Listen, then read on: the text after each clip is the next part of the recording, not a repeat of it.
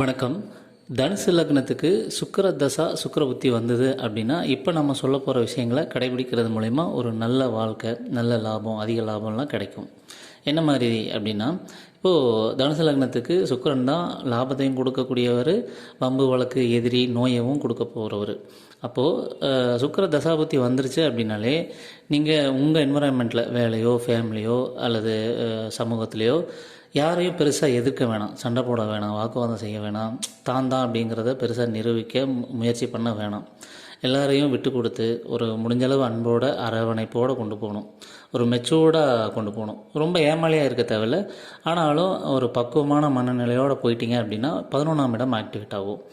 லாபம் கண்டிப்பாக கிடைக்க ஆரம்பிக்கும். நீங்கள் எதிர்த்துக்கிட்டு வம்பு பண்ணிக்கிட்டு நான் இப்படி பண்ணிடுவேன் அப்படி பண்ணிடுவேன்னு போனால் தான் இந்த 6ஆம் இடம் ஆக்டிவேட் ஆகும்.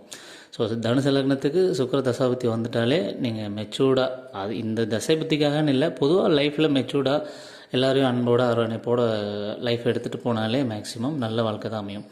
குறிப்பாக இந்த சுக்கிர தசாபுத்தி வந்தது அப்படின்னா நம்ம இப்போ சொன்ன வழிமுறைகளை கடைபிடித்தாலே ஓரளவு லாபம் வந்துடும் அப்படிங்கிறது தான் உண்மை. நன்றி.